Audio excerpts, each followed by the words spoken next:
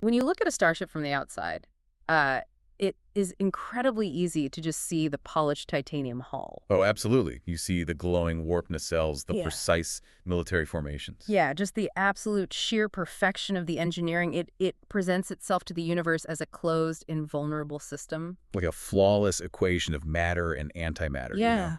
designed to conquer the unknown. It's an image that projects absolute control. But today, in this deep dive, we are peeling back that armor. Because if you look closely at the source materials we've gathered for you today, and it's a massive stack of mission logs, classified medical charts, and late-night personal accounts from the crew of the USS Arawyn, what you actually find inside that impenetrable titanium shell is, well, it's a very messy, beating, exhausted human heart. Which brings us to the core mission of our deep dive today. We are exploring the hidden mechanics of survival. Like, how do people manage impossible, high-stakes technical crises while simultaneously carrying the immense weight of their own personal vulnerabilities? Right, and their profound isolation and unresolved traumas. Exactly. We always see the miracle, but we rarely examine the toll the miracle takes on the miracle worker. So, to set the scene for you, the Arawyn is currently sitting in a geostationary orbit above the colony of Lathira IV. And Lathira is in the middle of a devastating systemic breakdown. Yeah, it's really bad. It is. This incredibly complex synthetic chemical polymer has infected their planetary water supply and their medical vaccines. So, this isn't just a simple toxin, right? It's binding aggressively to cellular proteins and causing severe neurological decline. Especially in the colony's children. Yeah. The Arawyn has stayed in orbit to fix this, but the clock is ticking down fast, and the planetary infrastructure is just collapsing by the hour. It is a total medical and logistical nightmare. I mean, the patients are deteriorating rapidly, the colony's power grid is failing, and the Arawyn's crew has to essentially invent a systemic cure and rebuild a planet from scratch simultaneously. It's just wild. So let's start by looking at how they tackled the biological threat, because the medical logs from sickbay they're just a masterclass in high-pressure problem solving.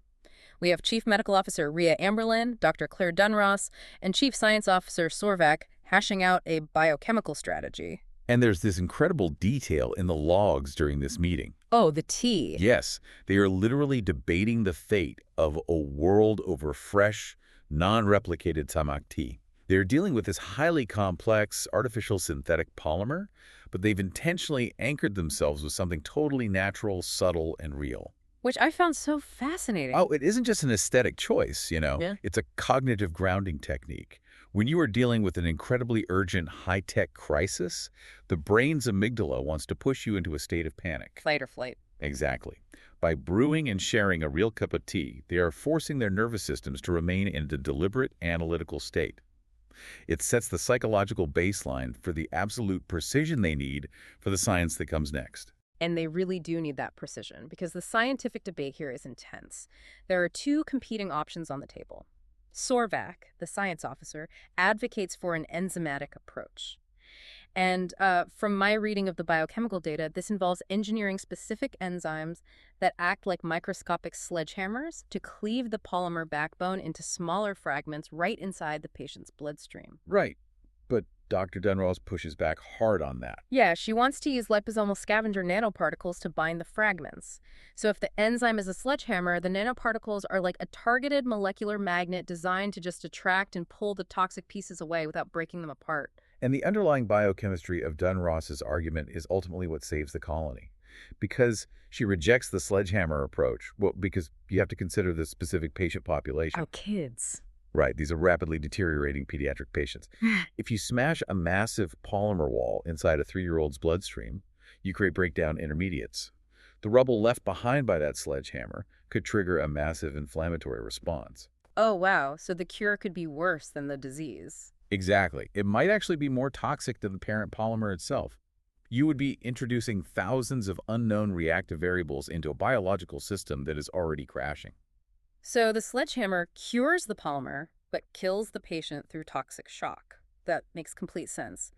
But how exactly do these liposomal scavenger nanoparticles work? I mean, I get the magnet analogy, but what is mechanically happening in the bloodstream? So think of a liposome as a microscopic, bio-friendly delivery vehicle, like a tiny bubble of fat.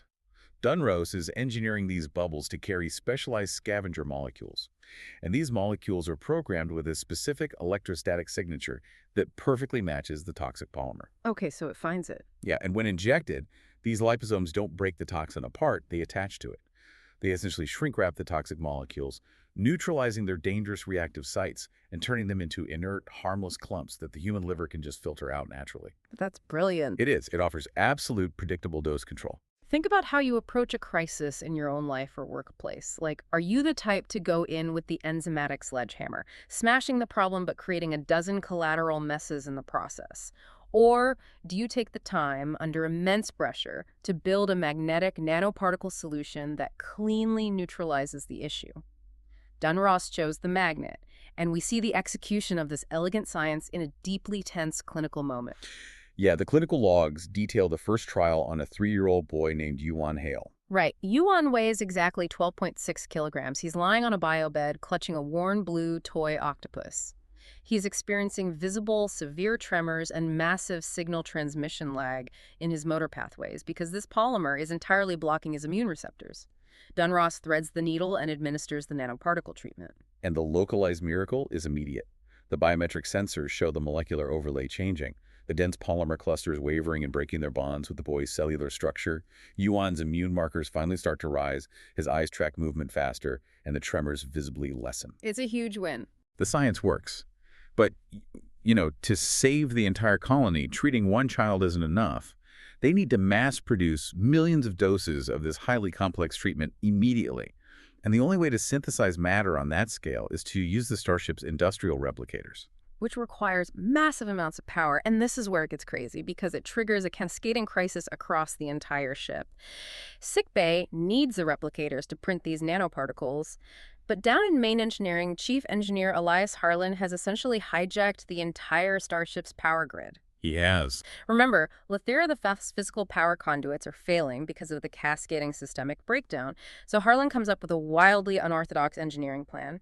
He decides to use Cargo Bay 3's massive transporter pad as an industrial matter reclamator to instantly replace thousands of failing conduits on the planet. It is a staggering, almost terrifying feat of theoretical physics brought into reality. I mean, he is taking a broken, degraded pipe buried under a planet's surface, dematerializing it into a phased matter stream, holding that physical reality in the ship's pattern buffer, filtering out the degraded atomic structures, injecting a brand new insulation pattern using raw mass from the Deck 17 industrial replicator, and then beaming a pristine brand new pipe back down to the exact same planetary coordinates. I have to stop you there because when I read this in the logs, I actually thought I was misinterpreting the physics. I need to push back on this. Okay, go for it. A transporter is designed to move a stable pattern from point A to point B. Harlan is forcefully pulling physical reality apart, modifying its subatomic structure while it is in a state of energy flux and slamming it back together. Isn't that incredibly reckless? You're talking about holding a live, shifting quantum state in a buffer and swapping out its mass in milliseconds? The energy feedback loop alone should blow the cargo bay into deep space. Your hesitation is entirely justified. Honestly, it borders on engineering madness. Yeah. If the pattern buffer loses confinement for even a microsecond, the energy release would be catastrophic. Right. But you have to look at the causality driving the decision. Standard operational procedure for this: beaming down new pipes, sending engineering teams to manually excavate and pull out the old ones, welding the new ones in place. That would take a week. The colony's life support systems don't have a week. They have a matter of days before total atmospheric failure. Harlan doesn't have the luxury of safety. Wow. So to prevent the transporter systems from overloading and destroying the ship, Harlan institutes a ship-wide protocol he literally dubs Harlan Alpha. He brutally severs all non-mission critical power. The holodecks go dark, the creel langes are cut off, ambient environmental heating is dropped. Every single secondary fusion reactor is brought online, synchronized, and pushed to the absolute red line just to feed the pattern buffers. Which creates an impossible bottleneck. Medical needs the replicators and the power grid to save the children, and engineering is redlining the exact same power grid to save the planet. You have a literal high-stakes battle for the ship's energy reserves. And this is where a massive planetary crisis is solved by a few lines of code. Systems analyst Nathan Caldwell writes a brilliant algorithmic script that forces these two competing miracles to share the same needle. Caldwell's script weaves the medical replicator request directly into the main engineering queue. It's so clever. Right. It pauses the massive planetary pipe replacement matter stream, holds it in stasis for exactly 20 seconds, diverts the staggering energy load to sickbay to print a batch of the life-saving nanoparticle medicine, and then violently shunts the power back to Cargo Bay 3 to resume the industrial transport. And the computational precision required for that is mind-bending. That 20-second delay is the razor-thin margin between planetary collapse and medical salvation. It ensures sickbay never loses power, while the ship's spaceframe literally groans under the physical stress of holding a planet together. That 20-second delay Caldwell programmed saved the ship from tearing itself apart. But it required shutting down every ounce of comfort on board. And that brings up a brutal reality about this kind of crisis management. You can't save the system without sacrificing yourself. Harlan Alpha stripped the ship of its warmth, its recreation, and its comfort to route all energy to the mission. Exactly. And we actually see this exact dynamic, sacrificing the personal for the operational, mirrored at the very top of the chain of command. Yeah, the burden of command is essentially a psychological version of the Harlan Alpha protocol. Just as the crew sacrifices their physical comfort, the ship's captain systematically shuts down her personal life, routing all her emotional energy into the uniform. Let's look at Captain Sabrina Corbin. While all this technical chaos is tearing through the ship's power grid, there is a deeply human, incredibly quiet story playing out in her quarters. Before this crisis hit, during a brief shore leave on the colony, Sabrina had a romance with a local farmer and colony representative named Evan Calder. And right before the Arawyn was supposed to leave orbit, she ended it. She did it very cleanly on a sunlit terrace, telling him she doesn't do long arcs. She told him she is built for motion. And built for motion is a fascinating psychological defense mechanism. It's kinetic avoidance. If you are constantly moving, constantly managing the next crisis, constantly jumping to the next sector, you never have to stay still long enough to process grief or attachment or the vulnerability of relying on another person. She treats relationships as operational risks to be mitigated. Wow. But the crisis hits, the ship gets stuck in orbit, and the departure is delayed. Evan realizes she isn't leaving yet, so he calls her bluff. He asks her to dinner. She declines, but in a rare moment of compromise, she invites him up to the ship. And that's when it gets interesting. Yeah.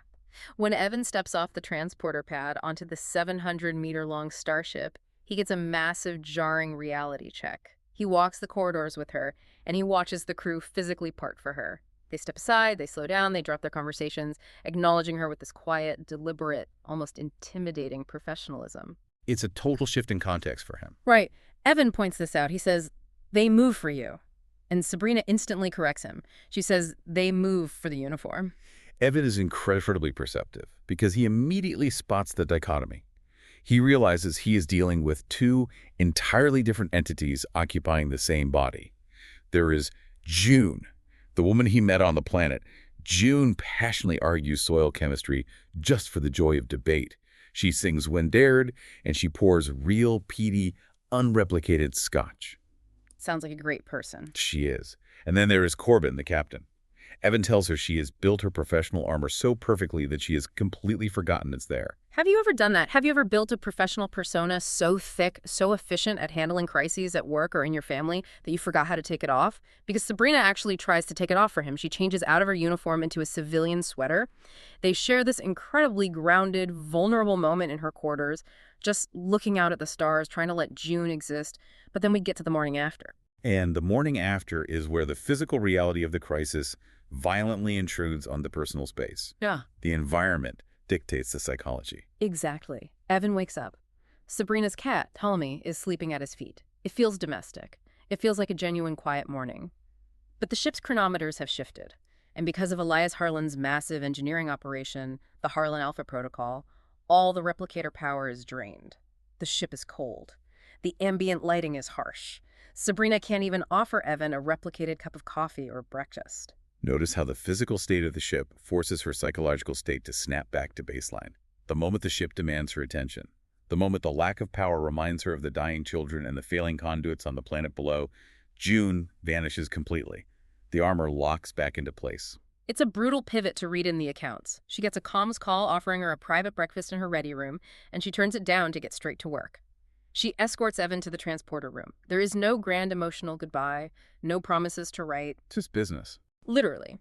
She gives him a highly redirected, efficient kiss on the cheek, tells the technician to energize, and the exact millisecond Evan dematerializes, she turns and orders the turbolift to Deck 1. The uniform is back on. We see the final resolution of this later, back down on the colony terraces once the medical and engineering crises are stabilized. Evan tells her plainly that he realizes he doesn't fit into Corbin's world. He sees that June is in there, but there just isn't oxygen for her to breathe on that starship. Yeah. Sabrina doesn't fight him on this. She accepts it, because to fight for a relationship would require her to stop moving. She beams back to the bridge, takes the center seat, and immediately orders the ship to set course for an asteroid field. Her exact words to the helm are, "Forward motion, always forward." You become the load-bearing structure that everyone else relies on, but you have to hollow out your own personal life to do it. But if the captain processes her isolation and grief through relentless kinetic forward motion, what happens to the rest of the crew? They've just pulled off a biochemical and engineering miracle. The conduits are fixed, the medicine is printed, the adrenaline drops. Where does that leave the crew when the immediate danger passes? It leaves them in the shadows of the ship. Adrenaline is a biological loan, and eventually, the nervous system calls in the debt. You don't just go to sleep after holding a planet together. You end up in the mess hall at 0330 hours. And the logs give us this incredible scene. We have Lieutenant Ryan Collingway, an engineer who just spent 18 hours planetside scanning those magically replaced conduits. He is physically and mentally exhausted.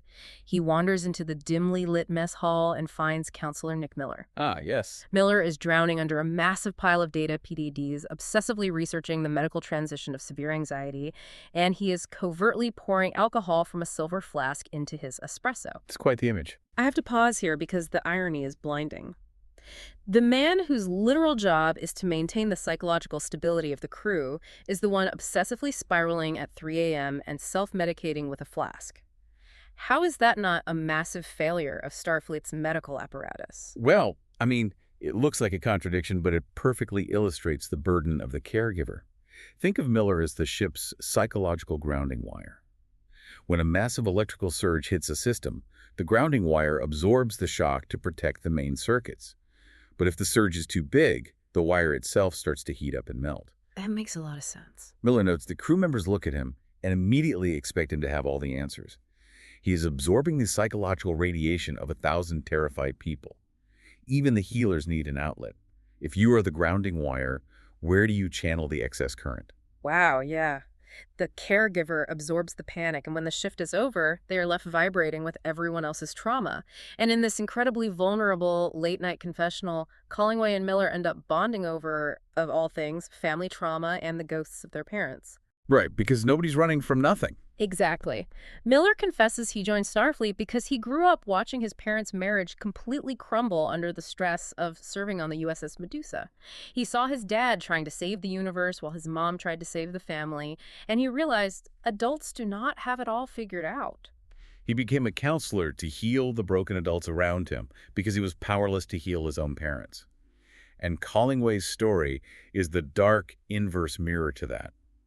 Collingway grew up on the lawless Federation border. His father wasn't a Starfleet hero. His father ran a brutal criminal distribution ring, working directly with Orion syndicates and Breen smugglers. Completely different background. Night and day. Collingway essentially joined Starfleet to escape inheriting the family mob business. He ran into the rigid, rule-bound structure of Starfleet just to get as far away from his father's chaotic shadow as possible. So Miller is running toward a problem to fix it, and Collingway is running away from a shadow to escape it. But they are both running. Exactly. The profound realization they come to at 0330 in the morning is that you can't change your parents and you can't fix their mistakes. Miller summarizes it perfectly. He says, far better to chase a dream than endure a nightmare. They are all out there in the cold of space, running from something, just doing the absolute best they can with the imperfect emotional tools they have.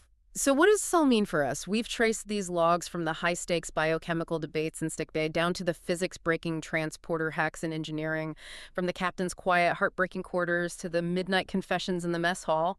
And what we've seen is that a starship isn't just a vehicle of exploration, it is an immense pressure cooker. It really is. Whether it's Dr. Dunross threading a biochemical needle with nanoparticles, or Harlan pushing a transporter to the absolute edge of catastrophic failure, or Corbin sacrificing her own humanity to maintain her command armor, or Miller and Collingway acting as grounding wires for everyone else's trauma, every single miracle requires a profound human toll. Which brings us directly back to you, listening right now. Think about the structures in your own life. How often do you put on your own uniform to handle a crisis? When the pressure is on at work, or when your family is relying on you to be the grounding wire? At what point do you allow yourself to take the armor off and just be June? That's a great question. Are you actually balancing the pursuit of your goals with your own mental health? Or are you just running on endless forward motion, terrified of what happens if you stop? Are you running toward a dream or just running away from a shadow? It's a heavy question, and it requires real honesty to answer. I want to leave you with one final thing to mull over as you go about your day. When we look at history, or even our own lives, we always focus on how people perform during the crisis. We celebrate the quick thinking, the sacrifices, the adrenaline-fueled miracles. But what happens when the warp engines finally hum quietly, the conduits are fixed, and the patients are safely asleep? Is it possible that for people built for motion, the quiet moments of peace are actually far more terrifying than the chaos?